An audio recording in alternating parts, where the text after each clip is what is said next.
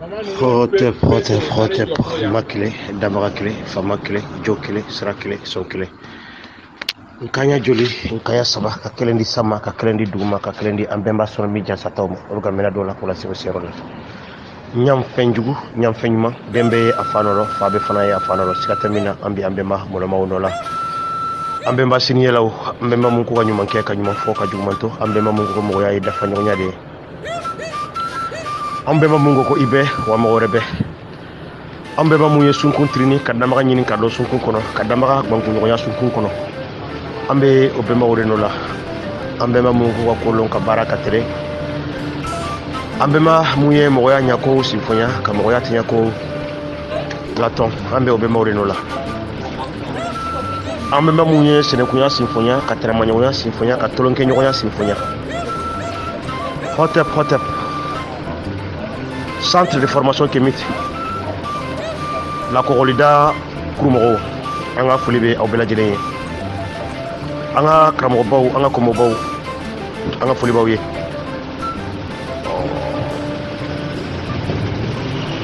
Lamɛnnikɛlaw, lajɛsɛnnikɛlaw, an kalanden ɲɔgɔnw, an ka foli b'aw bɛɛ lajɛlen ye. N'aw balimakɛ don, an b'aw ka kalanden Modibo Ayidara ka bɔ wulada in na. Ka dakurunya fila fɔ dakun dɔ kan. Dakun min n'o bɛ tali kɛ sɔlɔmiko la.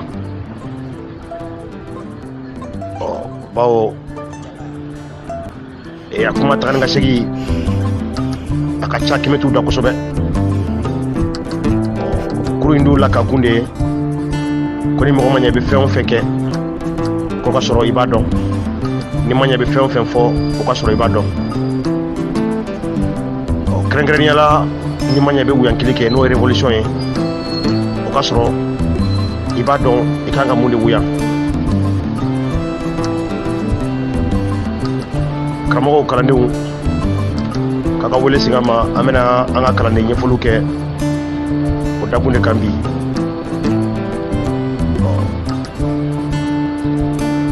Walandaw minɛlen kɔfɛ karamɔgɔw bolo, karamɔgɔw lamɛnlen kɔ,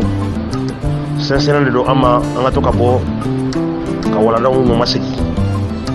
Karamɔgɔw ye ka yir'u la o ko siga foyi t'a ma k'an bɛ k'u lamɛn. Ko kalanden ɲɛfɔliw la fili tɛ ban. Ko nu an ye filen o filen ci o ka kalabaga ye olu de ye. Mandenkaw,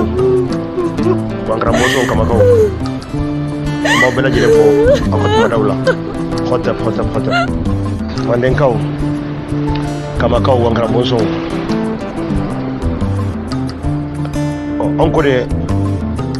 ko mɔgɔ min, bolofinden min,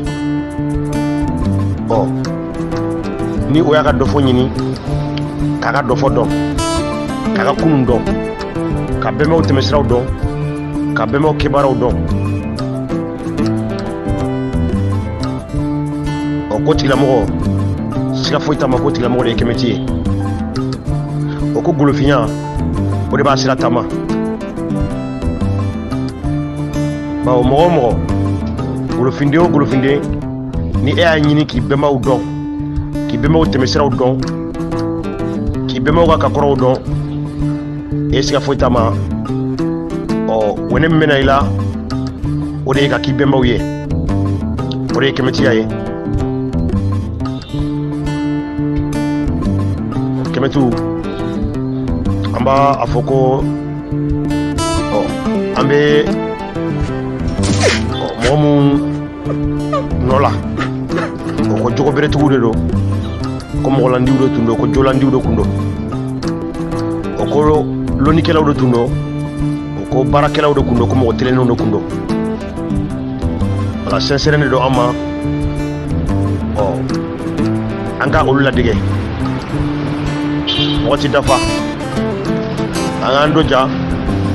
o cogoya bɛɛ la ka bɛnba ninnu ladege u ka kɛ baaraw la. Ko mɔgɔ fa yɛlɛla yiri min na, o ko n'i ma se ka yɛlɛ a la i k'i sigi yiri in duguma. Ola, ni mɔgɔw tɛmɛtɔ dɔn, n'u m'a fɔ k'u yɛlɛntɔ dɔn u b'a fɔ k'i jigintɔ dɔn. mais tout ska foi tama angando ja ase ko nande mayira la ka bembe wala dige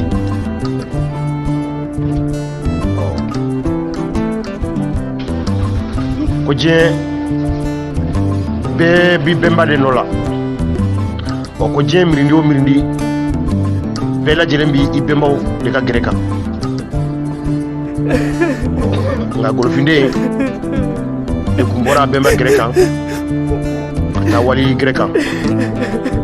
ngabi wote kumadai munde no ore solomi do ay o bi amena flafla de fo solomi do kan solomi kabaray munde solomi rede amba fo kramo ande ngaw wangra moson kama kaw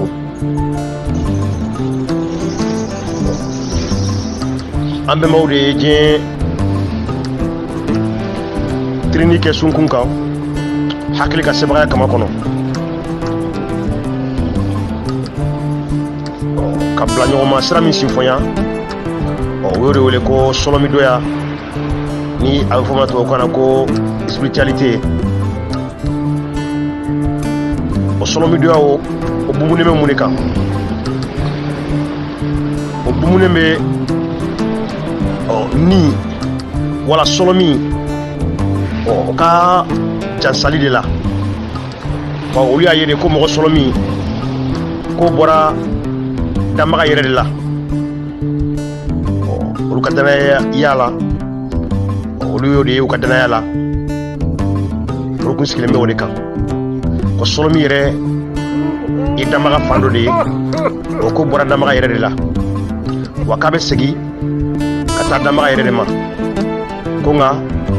walasa a ka segin ka taa damaga ma ko fa ka sanuya n'a sanuyara ko de bɛ wele ko o solomi jasalen n'o ye ancêtre méritant ye o de la an bɛ to k'a fɔ ko den bɛ a fa nɔrɔ fa bɛ fana y'a fa nɔrɔ ko ka kelen di san ma ka kelen di dugu ma ka kelen di bɛnba solomi jasataw ma o solomi mun jasara o kɔrɔ de ko olu de ye u bɔyɔrɔ la sɔrɔ sa olu de ye gbankunɲɔgɔnya kɛ danbaga la bawo u ka mission diɲɛ nin kɔnɔ yan a dafara wa u ye mission in a kɛra mun de kan o de ye ɲuman kɛ ɲuman fɔ juguman to ye o solomi mun jasara de o ko o solomi bɔnna mun bɛ dugumakolo sanfɛ yan o k'olu de kan ka o solomi ninnu fana jansa tuma bɛɛ ko n'o kɛra olu b'o o bɛnbaw ka o solomi jansa min kɛ o ko o bɛnbaw de fana bɛ don olu fɛ kow la o de solomi jansa ye o bi an bɛna kuma solomi jansalenw yɛrɛ de kan solomi mun jansanen don o solomiw bɛ cogo di ni dani mari diana an bɛna don walala de kɔnɔ sisan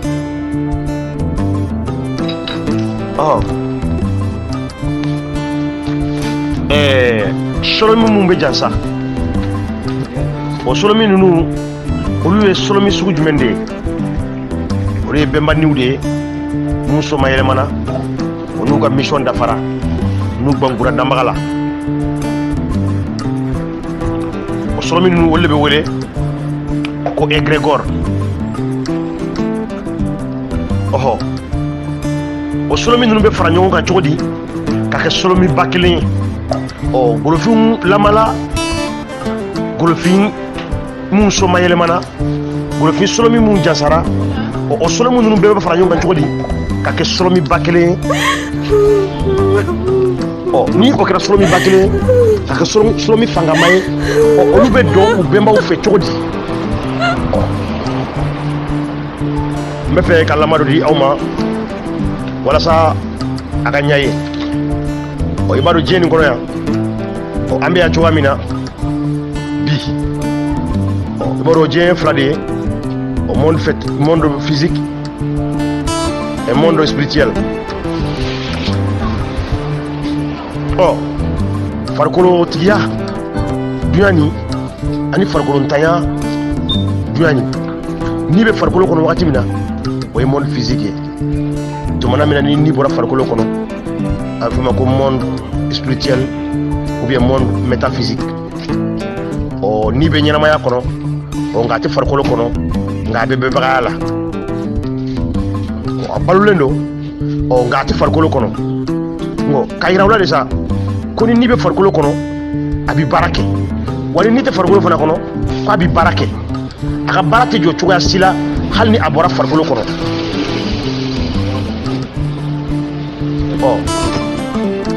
fɛn dɔ ye mun de ye yɔrɔ an ko an kɛmɛ to ka wuli ka jɔ de ko golofinafile kɔrɔtɔ min na golofinafile fano sera sabara min na ko n'an bɛ fɛ ka kɛ mirindi fangama ye ko fangan tɛgɛ de di ɲɔgɔn ma ko bawo ko kɔnɔkulu jɛlen o de bɛ bi fɔ ko bolokɔnɔni kelen tɛ bɛlɛ ta an bɛnbaw de ko ten ko bolo kelen tɛ se k'a yɛrɛ ko k'a yɛrɛ jɛ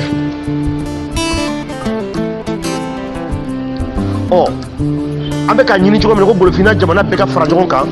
ka kɛ jamanaba ye an ka ɲɔgɔn tɛgɛ minɛ ko n'o kɛra k'an bɛ kɛ mirindi fangama ye an bɛ se ka wuruki k'an kun kɔnya diɲɛ mirindi wuru kelenw ma i komi lamala aw yɛrɛ y'a ye cogo min na Amérique jamana o kun ye jamana tiladenw de ye u farala ɲɔgɔn kan u ye fanga sɔrɔ Europe jamana olu fana farala ɲɔgɔn kan ka Union européenne créer u ye fanga sɔrɔ Irisi jamanaw olu farala ɲɔgɔn kan jamana caman ka fanga sɔrɔ bawo bɛɛ lajɛlen y'a ye de ko fanga ko bɛ jɛ de la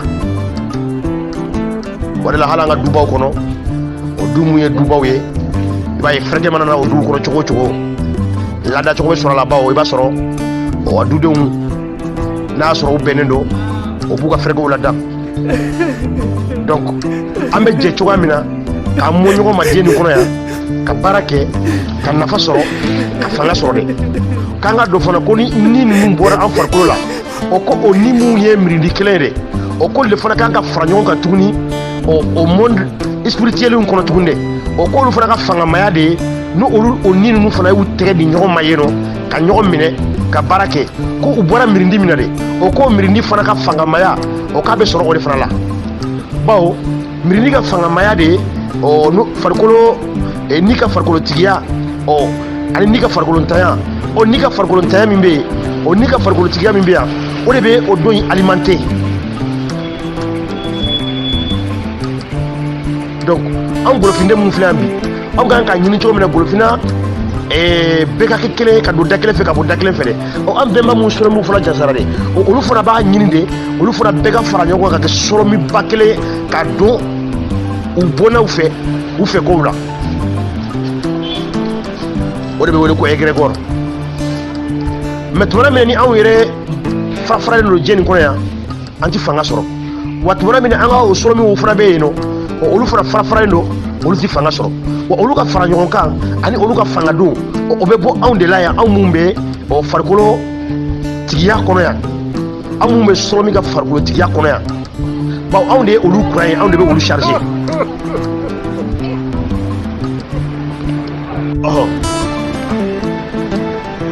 o kɔrɔ de ko golofina ka tagaɲa ko tɛ se ka ɲa mɔ ɲɔgɔn ma ko cogoya min na de ko golofindenw bɛnba mun sɔrɔmu fana jasara de k'olu fana ka fangamaya ko fana tɛ ɲa cogoya si la f'olu fana ka mɔ ɲɔgɔn ma wa k'olu ka mɔli ɲɔgɔn ma ko bɛ bɔ anw de la bawo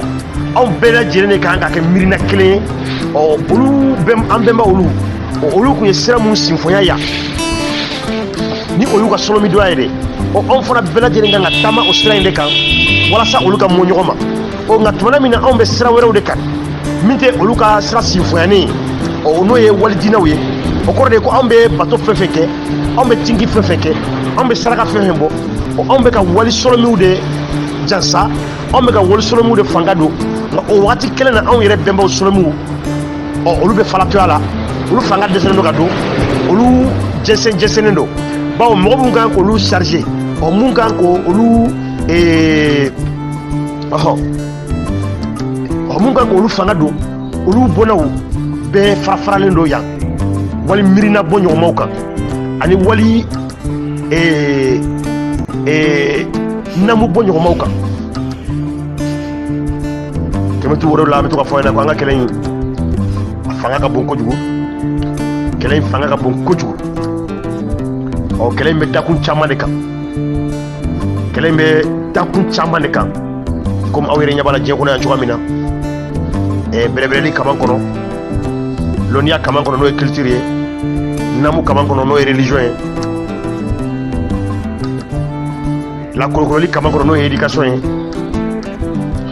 kuna foni kaman kono no communication makankani makorongoni kaman kono économie ani défense golofindenw ka kɛlɛ bɛ nin dakun bɛɛ de la kɛmɛtigiw ka kɛlɛ bɛ nin dakun bɛɛ de la ko ka nɔbɔ nin bɛɛ la wa ko nin bɛɛ lajɛlen fana kan ka taa ɲɔgɔn fɛ ɔ sɔrɔmidonya fana kama kɔnɔ an b'a fɔ ko de fana fanga ka bon ni a bɛɛ ye ko donc ni anw b'a fɛ an ka bɔ nɔgɔ la an ka kɛ mirindi fangama ye de ko f'an ka mɔ ɲɔgɔn ma de ko diyagoya de fana don ko f'an ka bɛnbaaw ka sira de ta ko n'o ma kɛ fiyewu an bɛnbaaw tɛ se ka kɛ sɔrɔmi jansalenw ye olu tɛ se ka fanga don olu tɛ se ka don an fɛ kow la n t'a dɔn ni a bɛ ɲa ye an b'a fɔ ko siga foyi t'a ma an y'an disi da kɛlɛ min na kɛlɛ ɲɔgɔn tɛ an bɛ to k'a fɔ ko bɛnbaaw b'an fɛ k'an ni bɛnbaaw ye ɲɔgɔn fɛ kɛlɛ in na nka siga foyi t'a la an k'a dɔn ko o bɛnbaaw mun kan ka don an fɛ dɛ k'olu ka fangamaya de ko o bɛ dépend anw yɛrɛ de fana kɛli la ka ɲɔgɔn minɛ k'olu ka taasira taama ka jibɔnw olu la degeliw ko olu walasa olu ka kɛ sɔrɔmi fangamaw ye dɛ ka se ka ko bɛrɛw kɛ dɛ ka se ka ko mɔlɔmaw kɛ dɛ ka don anw fɛ an ka se ka kɛ mirindi kunna yɛrɛnen ye dɛ ko fana bɛɛ bɛ dépend anw yɛrɛ de la yan an mɔgɔ min bɛ dugumakolo sanfɛ yan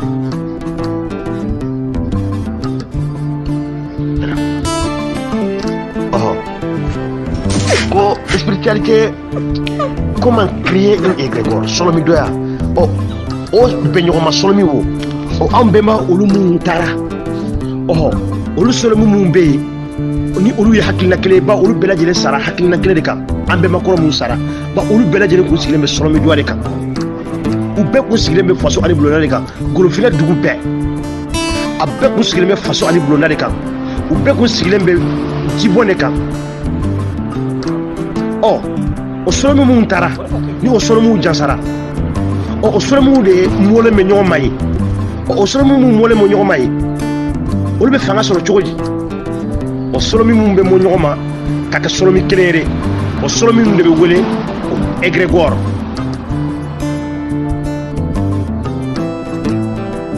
o égrégore o bɛ créer cogo di une égrégore est créée par votre énergie o bɛnɲɔgɔnma sɔlɔmi o dɛ ko o bɛ créer o bɛ sindi ni anw minnu bɛ diɲɛ ɲɛnamaya in kɔnɔ yan o bɛ sindi ni anw ka gɔlɔmi de n'o y'an ka énergie ye lorsque vous croyez vous dégagez une énergie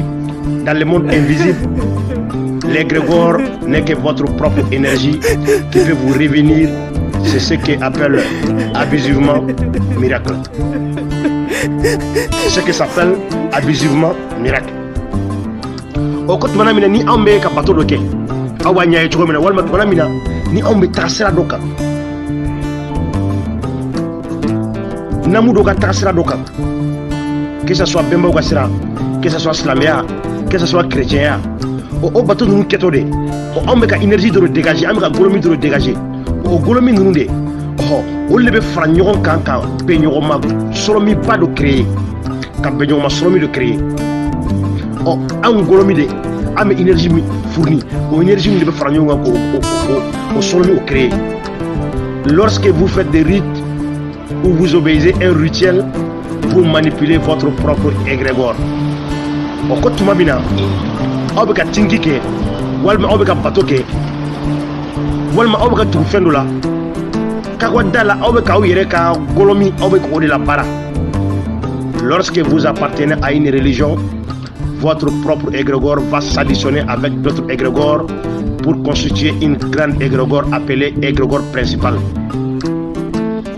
o ko tuma min na ni e bɛ diinɛ dɔ la n'i bɛ namu dɔ la o namu in de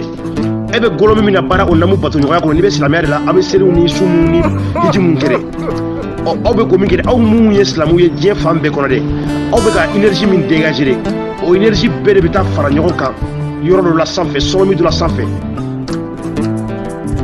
k'o kɛ sɔlɔmi fangamaba ye o sɔlɔmi de bɛ wele ko égrégore principal n'o bɛ wele ko bɛnɲɔgɔnma sɔlɔmi. Le fait qu'il y a votre propre énergie dans cette égrégore principale, vous pouvez être sujet à des manifestations spirituelles. Par exemple, si l'énergie de votre corps se met au même diapason que l'énergie de votre égrégore,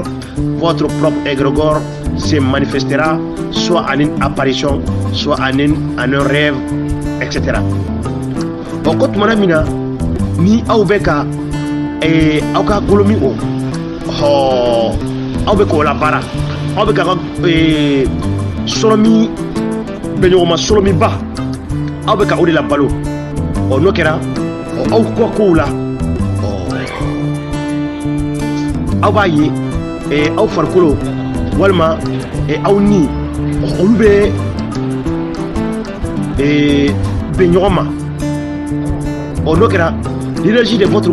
égrégore votre propre égrégore se manifestera soit en une apparition. N'o kɛra aw ka sɔlɔmi o golomi sisan o bɛna baara kɛ aw la aw farikolo la soit a bɛ kɛ kɛnɛ kan soit a bɛ kɛ sogo la o kɔrɔ de ko n'i bɛ bɛnba sira kan n'i bɛ ka bɛnbaw jansa bɛnbaw bɛ kabakow yira e la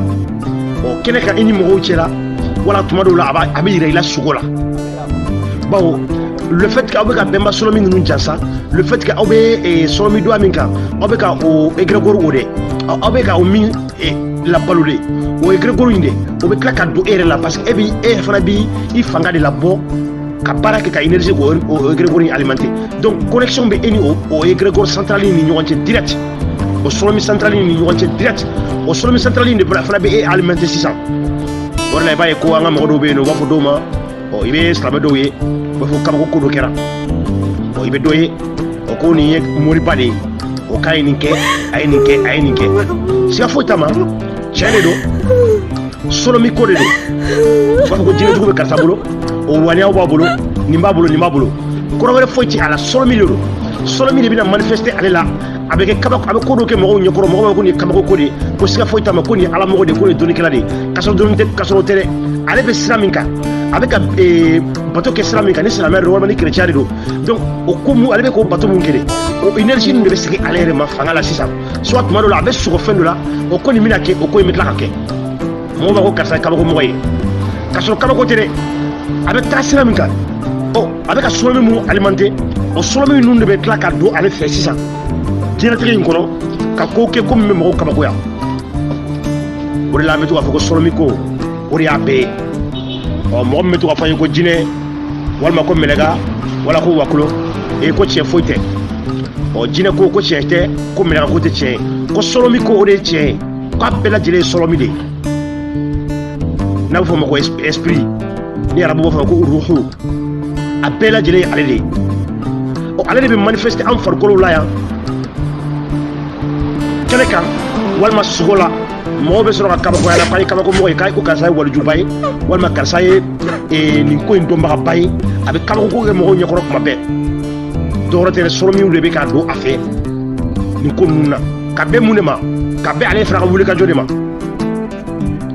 walima ka bɛn mun de ma ani ka bɛn sɔlɔmi ninnu yɛrɛ ka ɲini ko don o sɔlɔmi jasalenw bɛ fɛ ka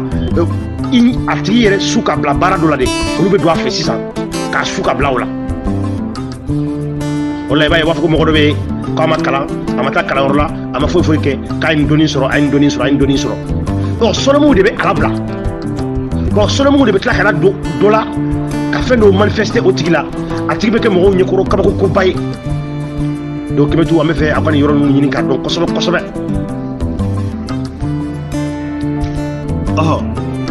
Ceux qui ont créé des religions, des récents mouvements religieux sont des personnes qui ont compris que la foi ou la croyance dégageait une énergie qui se transforme en une égrégore. On l'a baillé, moi mouillé dîner ou créé Dieu kono. O Dieu dîner tracera bon le romo. Créer la liduna chrétien kono. Il va y comme on catholique, protestant, témoin de Jéhovah, Pentecôte. O tracera créé que les mots moyo créé. Ou pela dîner me donne de solomi kola ou de la trace créé. Ni du la mia kono. Il va y modobe. Ou les Tijani a créé. Do ye Kadri a créé. Do ye Ahmadi a créé. Donc on t'a fait un best la mia kono. O créé ba o bela dîner o créé. Bon, olu fana ye dɔnni dɔ de sɔrɔ solomi ko la ba olu y'a ye égrégore bɛ dilan cogoya min na bɛnɲɔgɔnma solomi o bɛ dilan cogoya min na monde invisible kɔnɔ n'a bɛ fɔ o ma ko diɲɛ monde spirituel kɔnɔ walima monde métaphysique kɔnɔ o bɛ dilan cogoya min na de o tigilamɔgɔw ye o de ɲɛ o de dɔ dɔn o de la o de y'a to olu ye nin diinɛ taasira ninnu sen fɔ yan donc o tigilamɔgɔw wado ko danaya mo mu ka danaya islamia ye mu ka danaya chrétien ye mu ka danaya islamia tagasara bo nyoma fɛn o fɛn o islamia tagasara bo nyoma kelen o kelen o bɛɛ lajɛlen bɛ égrégore dɔ de créer sanfɛ o égrégore fana bɛɛ lajɛlen bɛ taa ɲɔgɔn sɔrɔ égrégore ba wɛrɛ de la ni a bɛ fɔ o ma ko islamia ka égrégore ba yɛrɛ n'o ye islamia yɛrɛ sindibaw yɛrɛ ka égrégore yɛrɛ o fana ka bon étape de don n'a bɛ fɔ o ma ko bɛnɲɔgɔnma sɔrɔmu ɔhɔ o énergie de o de bɛ yɛlɛma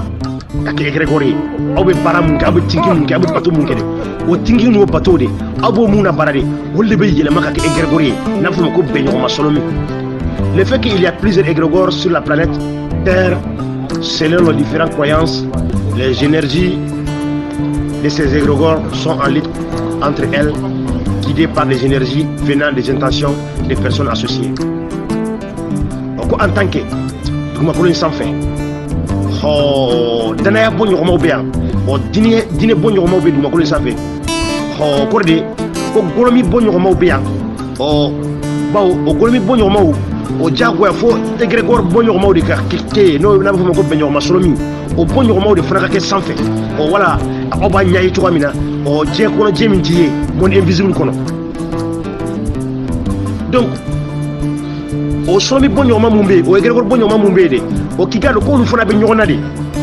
wa olu bɔnna mun bɛ dugumakolo sanfɛ walima olu kelen kelenna ka tagasira bɔ ɲɔgɔn bɛ dugumakolo sanfɛ de olu b'u alimenter de bɛɛ lajɛlen bɛ taa alimenter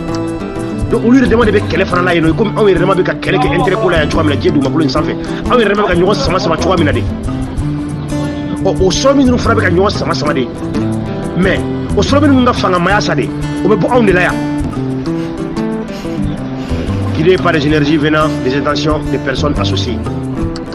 Il y a des moments où il y a derrière sera bon ɲɔgɔnmaw ye olu de ka énergie bɛɛ lajɛlen bɛ taa ɲɔgɔn sɔrɔ ni aw ye chrétien aw ta bɛ taa ɲɔgɔn sɔrɔ aw ka chrétien la n'aw ye silamɛ fana yɛrɛ dama bɛ taa ɲɔgɔn sɔrɔ donc o bɛnɲɔgɔnma sɔrɔmi dama mun bɛ yen sa olu yɛrɛ dama de bɛ kɛlɛ la ɲɔgɔn olu yɛrɛ dama de bɛ ɲɔgɔn sama sa fangamaya la il y a rien de Dieu là-dedans. La spiritualité africaine note que Dieu n'agit pas car il ne prend pas position sur les histoires des hommes. Il est impartial. On peut me rassurer mi doaka. On l'a mis trois fois ma paix. Au Damara, allez clara barala, faut y aller boulot tourner.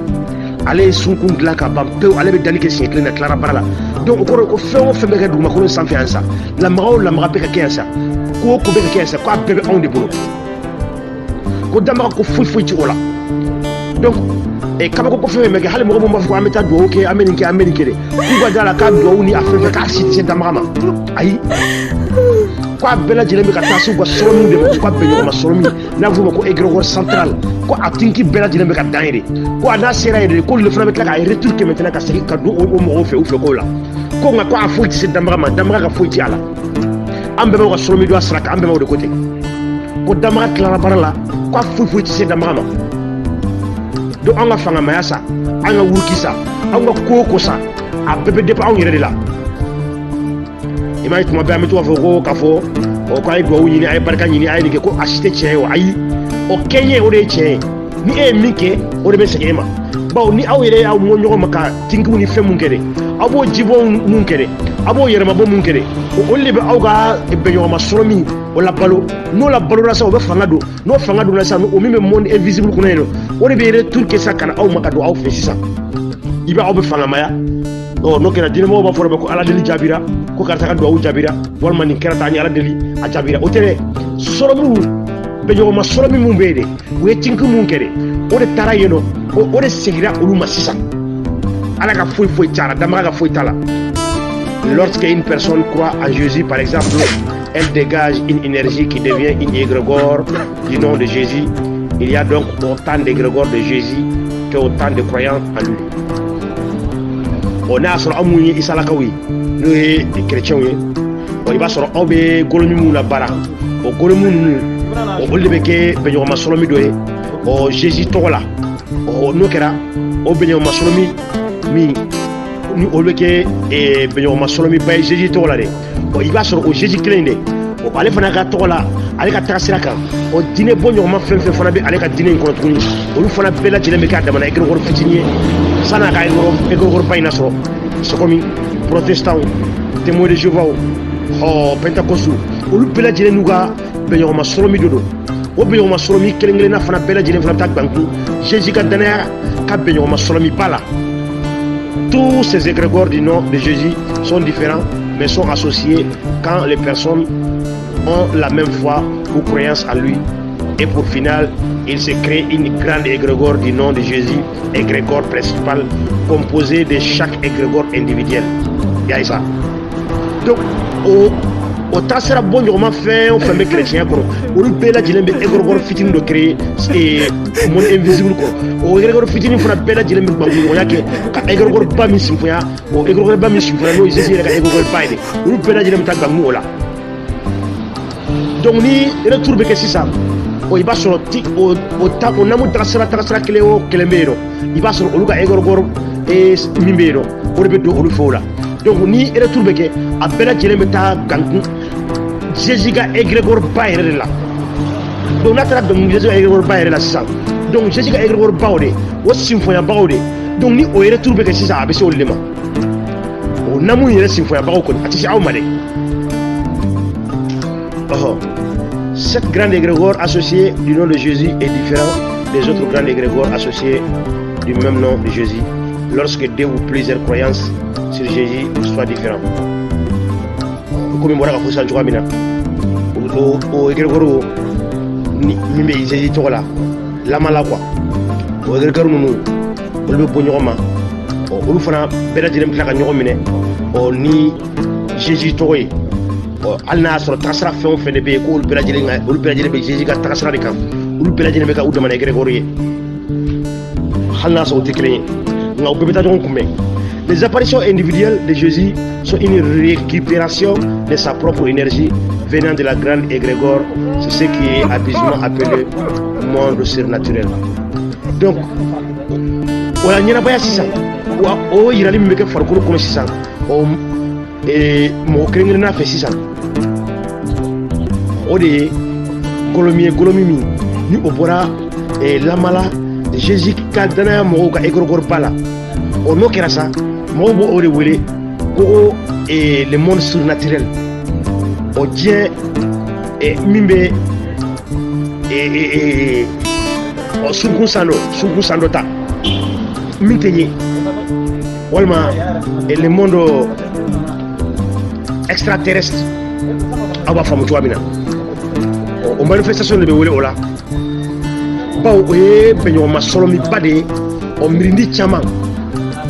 lamala chrétien mo milliard fla ani ko ulu bela jelembe tinki mi ke église la o tinki kele o kele dimanche ani dongo do o tinki bela jelembe énergie de o énergie bele be franyo kata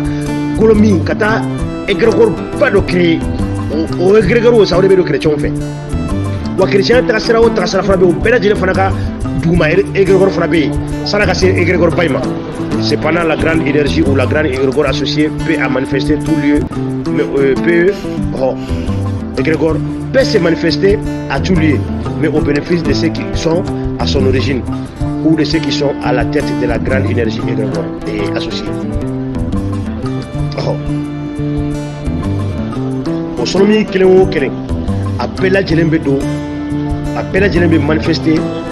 yɔrɔw la mɔgɔw ye mɔgɔ minnu ye o ko yɛrɛ sinfonya a ko yɛrɛ sinfonyabagaw wa Jésus ko yɛrɛ bila senkanbagaw de a ko a retour bɛ taa se olu de ma walima a ko yɛrɛ ɲɛminɛbagaw de ni o sɔrɔmibaw ni ale bɛna retour kɛ sisan bawo aw bɛ a kɛ ale ye de aw de b'ale charger donc n'aw y'ale charger de aw de ale n'aw y'ale charger n'ale fana bɛ dégagement kɛ sisan n'ale fana bɛ don aw fɛ sisan de a ko yɛrɛ sinfonyabaga de walima a ko yɛrɛ ɲɛminɛbagaw de a bɛ segin ka taa olu de ma n'o kɛra sisan ni lamara ni chrétien de don le Vatican le sait et le cache car la grande égrégore manipule aux égrégores respectivement à son profit. Aux chrétiens ka église ba n'o ye Vatican ye n'o ye Rome pape mun ni a jɛnkoɲɔgɔnma ɲɔgɔn mun bɛ yen olu bɛ dɔ kalama a la u b'a kalama u bɛ sɔlɔmi ko kalama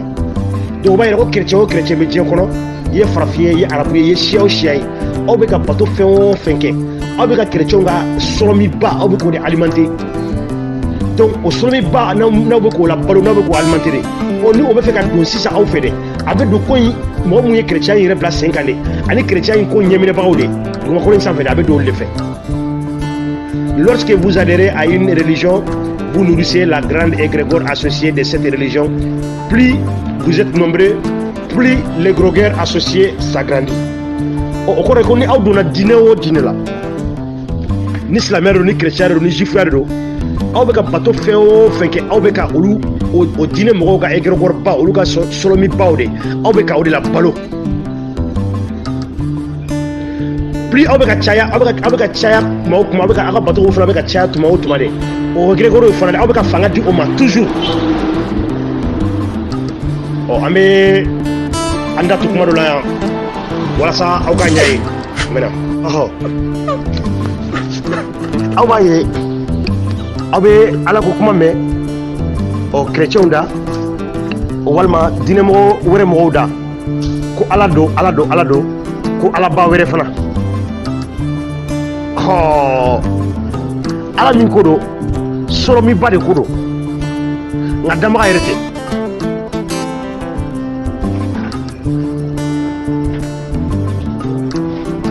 o sɔrɔmibaw de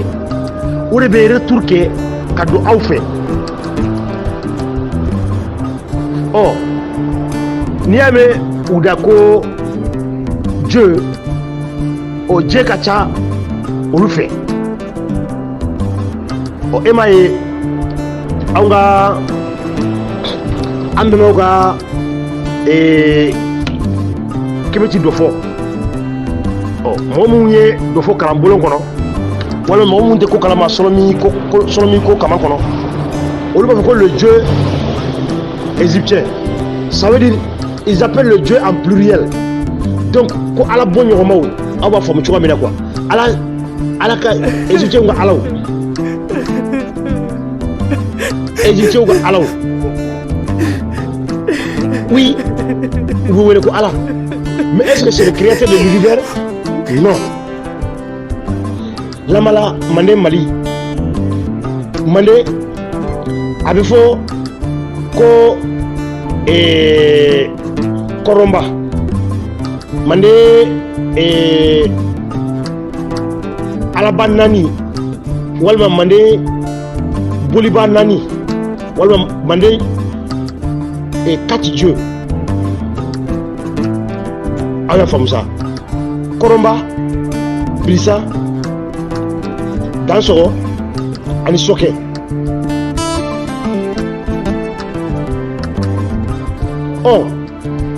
est-ce que o kɔrɔ de ko olu ye danbaga ye wa ayi o jɔn in kɔrɔ ye mun de ye yan sisan o sɔrɔmi ko de don sisan sɔrɔmi ko o de don sisan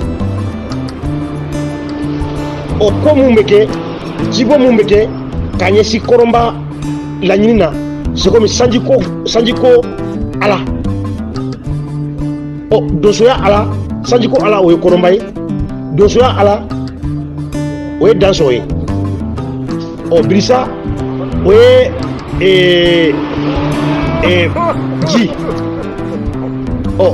ji ji ala soke o ye moyili o n'a bɛ fɔ ma ko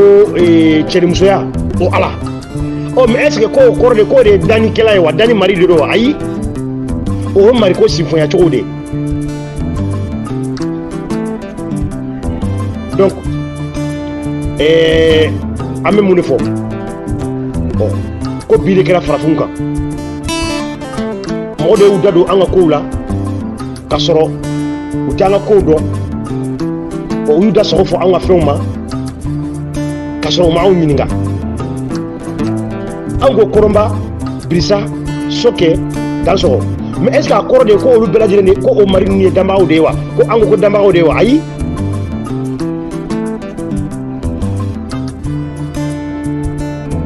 donc mari kelen ko an bɛnbaw y'o sinfonya depuis ni kama o ko an mɔnora mari dogolen amon n'o ye amon yɛrɛ o amonera o mali dugune pakisalama n'o ye tile ko kɛ mari amon yɛrɛ ko yirabaga ye o ka sɔrɔ ka mari ko sinfonya mun kɛ dɛ mari ko bɔɲɔgɔnma mun sinfonya dɛ olu ko o bɛɛ de ma ko le dieu d'Égypte ko kɔrɔ de ko dieu caman de tun bɛ Égypte ouais Dieu simple an bɛ se k'o faamu mais est-ce que c'est Dieu le créateur non olu bada olu kun b'a dɔn ko Dieu le créateur olu y'o kɛ kelen de ye u ma kɛ fila ye mais n'a fɔra ko Dieu kama wɛrɛ kɔnɔ sisan a tɛ se ka ɲɛfɔ cogoya si la ni sinfonya ni kama kɔnɔna tɛ wa a jaabili ti dɔwɛrɛ foyi ye ni sɔrɔmi ko tɛ wa a tɛ alimenter sira foyi fɛ ni sɔrɔmi ko tɛ o de la an bɛ to k'a fɔ ko k'a to an yɛrɛ k'an yɛrɛ ɲɛfɔ o de la i b'a ye mɔgɔ mun ye Égypte de fɔ kalan ekɔlisow ni fɛnw na a caman bɛ yen u t'a ɲɛdɔn u b'a fɔ ko Égyptiens ko ala caman de tun b'u bolo hali mɔgɔ mun ye Manden dɔ fɔ ni fɛn dɔw kalan olu fana b'a fɔ ko an bɛnbaw tun bɛ ala caman de bato ko ala naani olu yɛrɛ fana t'a dɔn ko ye parce que a fɔr'u ɲɛna tan de mais a ko yɛrɛ weleweleli a ko sigilen bɛ ko min kan est-ce que olu b'a dɔn wa est-ce que u y'a ɲini k'a dɔn wa u ma ɲini k'a dɔn an bɛnbaw tun bɛ mari kelen ko dɔn wa u ka mari ko tɔ ninnu bɛɛ lajɛlen ye olu yɛrɛ ka ko sinfonyaniw de ye ka bɛn u ka dɔnni ma ni sanji ko dɔ bɛ tɛmɛ min fɛ ni donsoya ko dɔ bɛ tɛmɛ min fɛ ni cɛnimusoya ko dɔ n'o ye denko ye o bɛ tɛmɛ min fɛ ni ba mɔni ko olu o bɛ tɛmɛ min fɛ olu de y'o sinfonya ni mɔgɔ min bɛ fɛ k'o dɔn i k'olu de ɲininka olu b'o ɲɛf'i ɲɛna mais e t'i da sɔgɔ fɔ ma k'a fɔ ko mandenkaw tun bɛ a fɔ ko ala ye naani de b'u bolo ayi karamɔgɔ bɛ fɛ kɛmɛtiw bɛ fɛ an k'an tulo ma don kuma ninnu fɛ kosɛbɛ bawo nin ko ninnu ɲɛ kelen don mɔgɔ caman ma kosɛbɛ voilà. Lorsque vous adhérez à une religion, vous nourrissez la grande égrégore associée de cette religion. Plus vous êtes nombreux, plus l'égrégore des associés s'agrandit. Okoroko obe namu namula, obe ka bateau ke, obe ka moro de ka benyoma solomi la balo. Par conséquent, l'Africain utilise l'égrégore de sa propre énergie pour nourrir la grande égrégore associée des ancêtres des autres communautés qui y sont à son origine et qui est associée au peuple descendant de ceux qui sont à son origine au détriment, bien entendu, de sa propre communauté noire ou afro.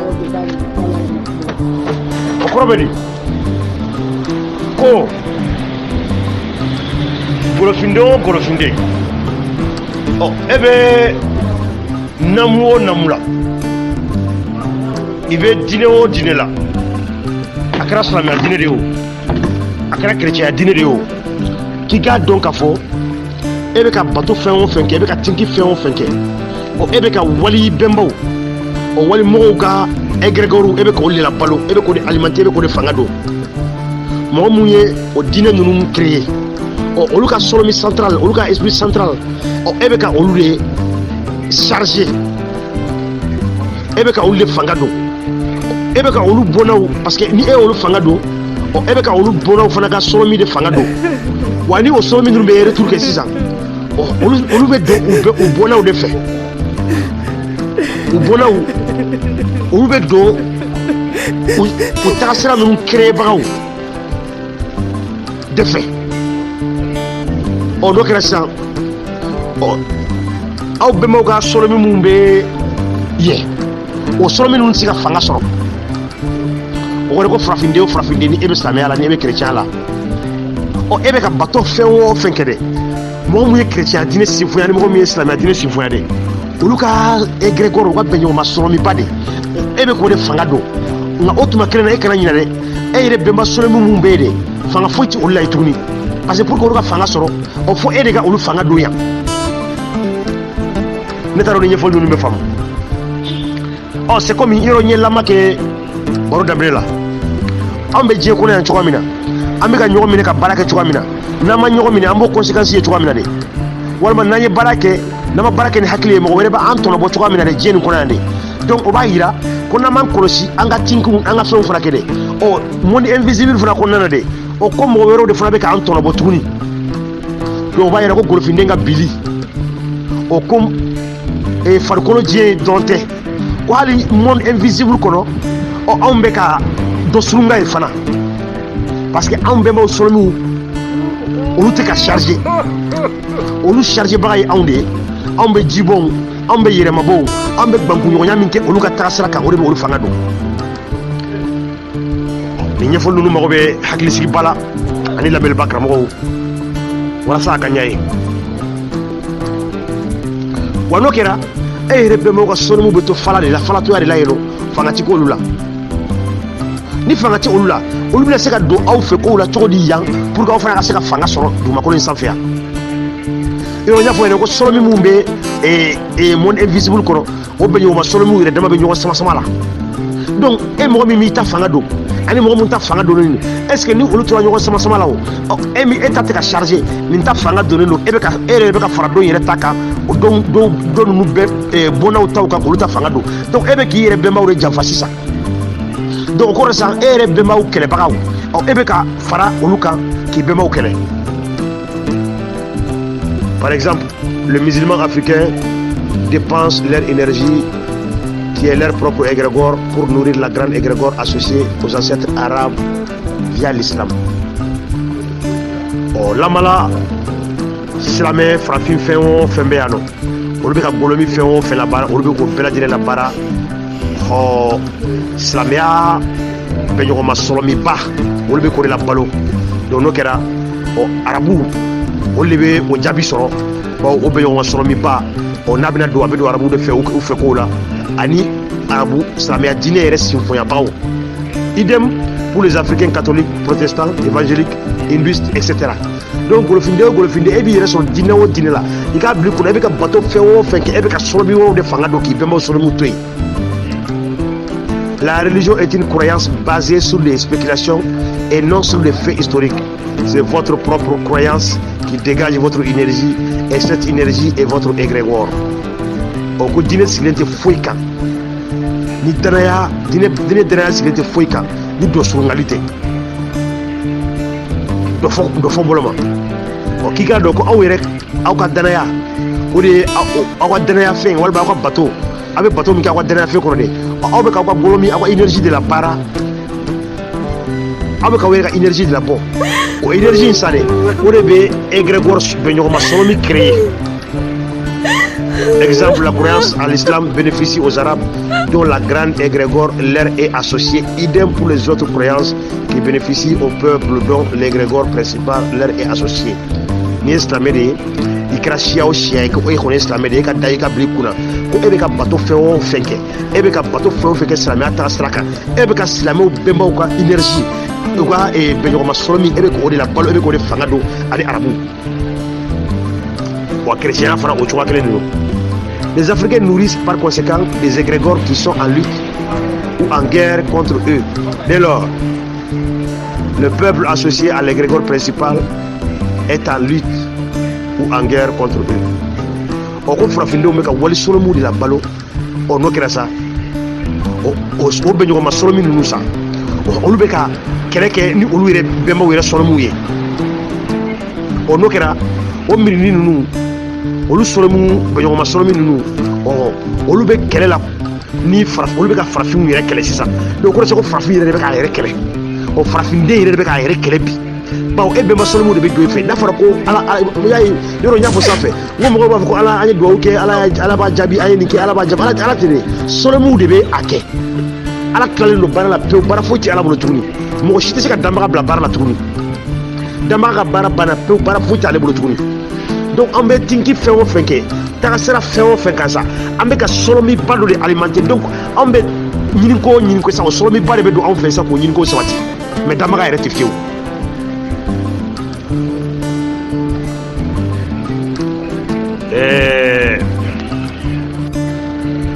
Donc danbaga yɛrɛ tɛ fiyewu o ye bɛnɲɔgɔnma solomiba de n'a bɛ fɔ o ma ko égrégore central. Ainsi les Africains se sacrifient pour rien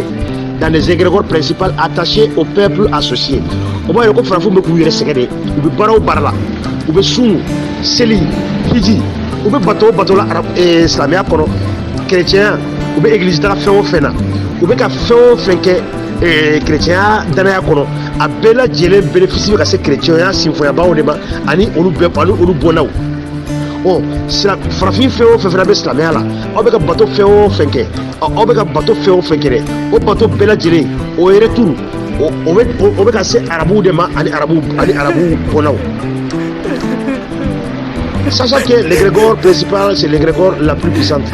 dont les Africains contribuent majoritairement à sa puissance, tout comme si les Africains n'étaient que des pauvres esclaves qui sont sur la planète uniquement pour dépenser leur énergie pour d'autres communautés. O k'i ka dɔn ko solomi o solomi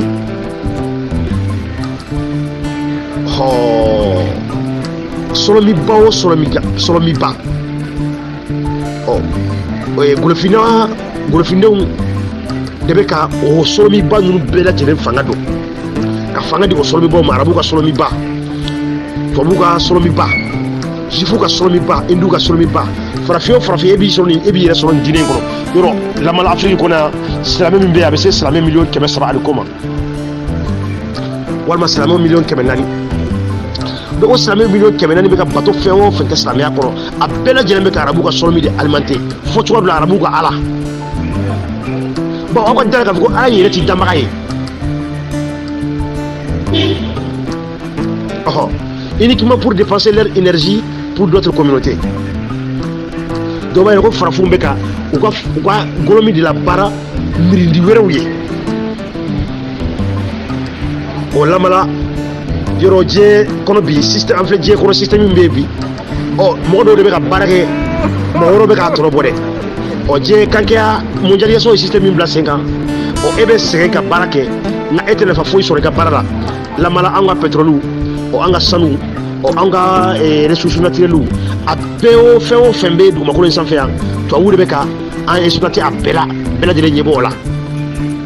donc o b'a yira tubabuw bɛ ka exploiter cogoya min na physique kɔnɔ yan dɛ o b'a yira ko hali spirituellement fana monde invisible kɔnɔ ko an bɛ ka exploiter fana mais o spirituel fana bɛ ka dépend anw yɛrɛ de la ko hali diɲɛ in yɛrɛ fana ta bɛ ka dépend anw yɛrɛ de la bawo an yɛrɛ bannen don an bolo k'an yɛrɛ la aw bannen don ka ɲɔgɔn minɛ.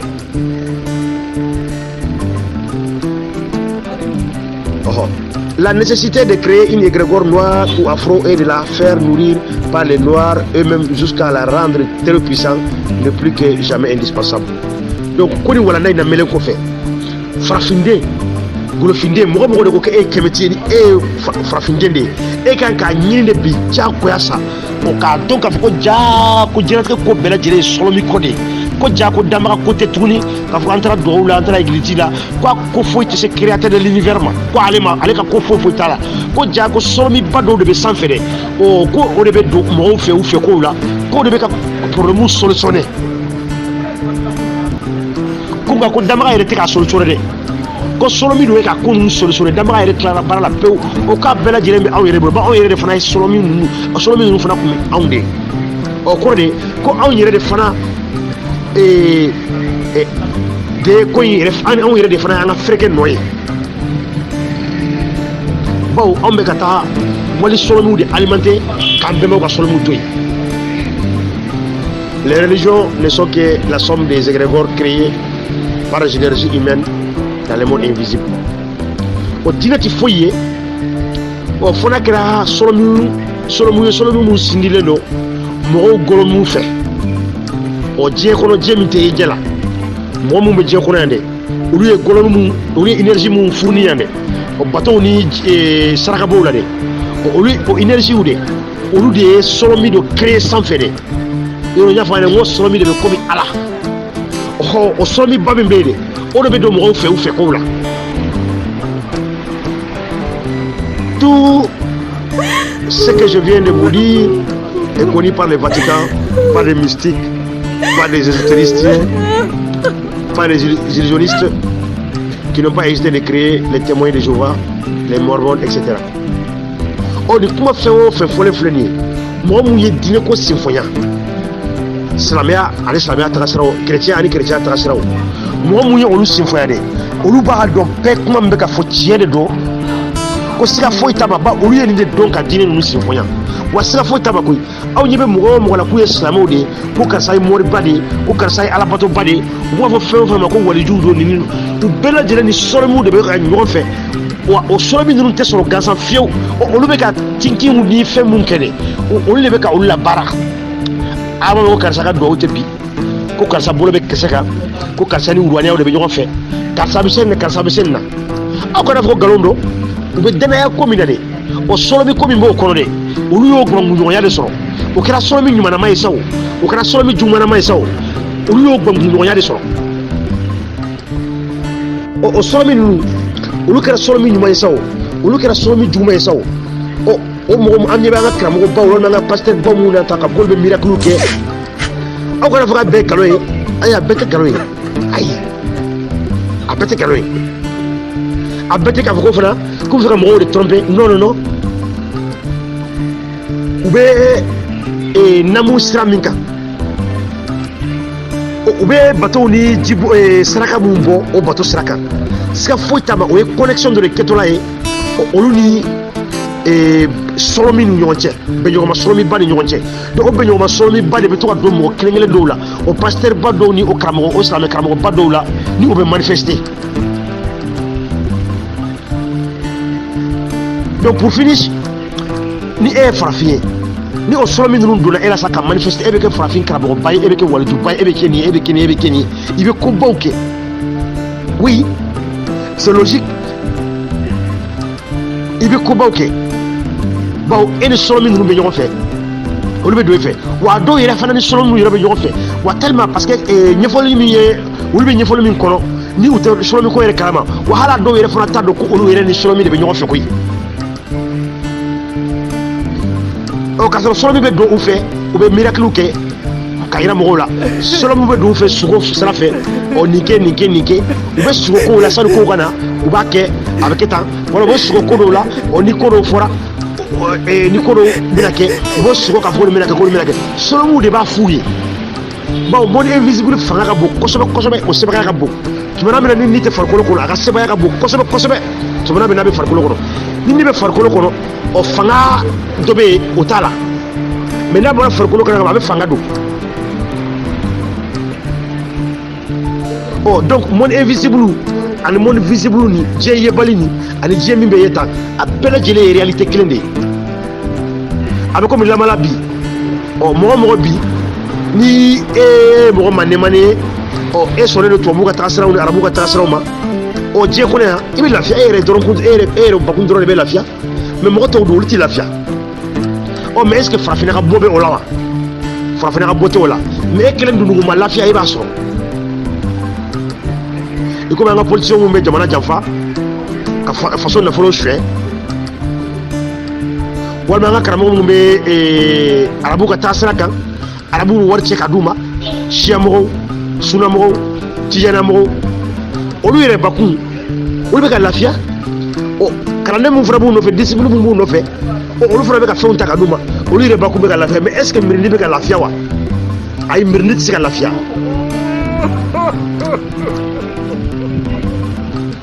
parce que bɛnɲɔgɔnma sɔlɔmiba min bɛ yen nɔ ni ale b'a ka conflit kɛ ale ka n'ale bɛ a ka ni tinkiba minnu bɛ kɛ tan mɔgɔw chrétien 2 milliards et quelques silamɛya 1 milliard et quelques millions dugumakolo sanfɛ olu bɛ bateau fɛn o fɛn kɛ olu bɛ sɔrɔmiba min alimenter o sɔrɔmi belebelebaw de ni o bɛ retour fɛn o fɛn kɛ sisan a bɛɛ lajɛlen bɛ segin o ko in sifonyabagaw de ma ani o ko in ɲɛminɛbagaw donc a mɔgɔ cɛsirilen kelen-kelen minnu bɛ bateau kɛ silamɛya kɔnɔ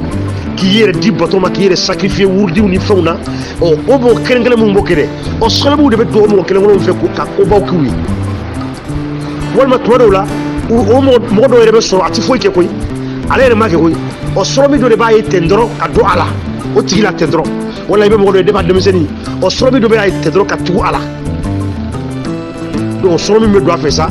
o bɛ kɛ kabakoden a bɛ kɔrɔbaya ni o ye en tant que ani sɔrɔmi bɛ ɲɔgɔn fɛ karamɔgɔ b'a fɔ aw ɲɛna ko nin ɲɛfɔli ninnu a ko hakili to a la kosɛbɛ kosɛbɛ bawo tuma dɔ la a faamuya man di k'a kun kɛ mun de ye an bɛɛ lajɛlen moyira kankɛya min kɔnɔ système min kɔnɔ ala ko ɲɛfɔra an ye sira min kan danbaga ko c'est à dire ala ko ɲɛfɔra an ye sira min kan ani anw filɛ ka nin ɲɛfɔli min kɛ sɔrɔmi don a kama kɔnɔ tan u ɲɛfɔcogo tɛ kelen ye u tɛ fɛn modèle kelen ye donc tuma dɔ la ni e y'a lamɛn tuma dɔ la a faamuyali bɛ gɛlɛya i bolo dɔɔnin mais an b'a dɔn dɔɔnin dɔɔnin de don le fait que an bɛ ka ɲɛfɔliw kɛ le fait que karamɔgɔw bɛ ka walandaw di an ma an kalandenw an bɛna faamu wala an b'a fɔ ko an ka hakili ma da an k'an tulo ma jɔ ninnu na kosɛbɛ kosɛbɛ nin mɛnka ninnu an k'u lamɛn ni hakilisigi ye wa ni an ma min faamu a kɔnɔ an kana tunkuru ka ɲininkali kɛ a ka ɲɛfɔ centre in kɔnɔ an ka karamɔgɔ bɔɲɔgɔnmaw de bɛ kɛnɛ in kɔnɔ yan nɔ karamɔgɔba bɔɲɔgɔnmaw de bɛ kɛnɛ in kɔnɔ yan nɔ mɔgɔ kana don ko foyi la mɔgɔ kana fɔ k'i bɛ ko foyi la k'a sɔrɔ i t'a ɲɛdɔn donc kɛmɛtu an tɛ fɛ maa si ka kuma kɛmɛtiya tɔgɔ la dakun dɔ la k'a sɔrɔ e t'a dɔn o ye ka fɛrɛkɛ don an yɛrɛ k'an ka kɛlɛ sinsin an kana sɔn o ma cogoya si la an kana sɔn o ma cogoya si la bɛnbaaw b'an fɛ nka bɛnbaaw ka se ka don an fɛ fo bɛnbaaw ka fangamaya de o bɛ bɔ anw yɛrɛ de la anw ka mɔ ɲɔgɔn ma ka temple dayɛlɛ don n'a nataw la n'a fɔ ma ko an bɛnbaaw tun b'a kɛ cogoya min na depuis ni kama an ka dankun tun bɛ cogoya min na yan Mande an ka dotuw tun bɛ cogoya min na Mande yan an ka jibɔyɔrɔw tun bɛ cogoya min na Mande yan don n'a nataw la an ka o kow sinfonya a sinfonya cogo la k'a fanga don k'a mɔ ɲɔgɔn ma ka ko ninnu kɛ n'o kɛra siga foyi t'a ma a bɛ ɲɛ n b'a dɔn siga foyi t'a ma don n'a nataw la kɛmɛtu ka temple a bɛna kɛ fan bɛɛ o fana ye sincère de ye an ma an bɛnbaw sɔlɔmiw fanga donni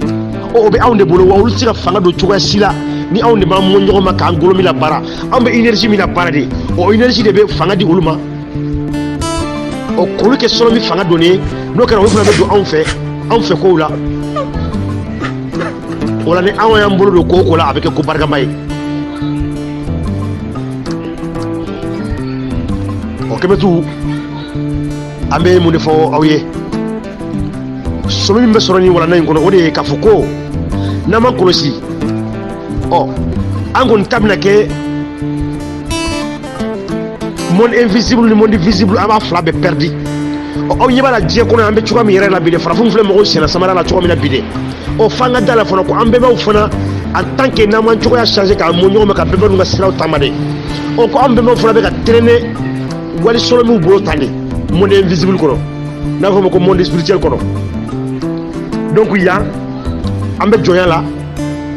monde invisible fana kɔnɔ an bɛ wali bɛnba sɔlɔmiw de fɛ yoriyoli fana la an bɛnbaw bɛ yoriyoli la wali sɔlɔmiw de fana kɛrɛfɛ ye yɔrɔ diɲɛ kɔnɔ yan an tɛ kulun jɔ an tɛ kulun an tɛ ka foyi dilan bi farafinna filɛ yɔrɔ min na bi anw bɛ komi anw nana mɔgɔw de bilasira diɲɛ nin kɔnɔ yan donc n'an m'an kɔlɔsi n'an m'an kɛcogo ɲɛ n'an m'an ka sira taama n'an m'an bɛnbaw ka sira taama an bɛ yan cogoya min na de monde invisible fana kɔnɔ de an bɛnbaw fana bɛ o yoli de la yen o de la an bɛ to ka fɔ ɲɛna ko kɛmɛtiya in ye sincère de ye golofinden bɛɛ ma bawo n'i y'a dɔn ko e ka survie o de dulonnen bɛ nin de la n'i y'a dɔn k'i ka bɛnbagaya o ko de dulonnen don i bɛnbaw ka sira tagamali la siga foyi t'a ma i b'a taama wali ko tɛ kɛ foyi ye wali ko ko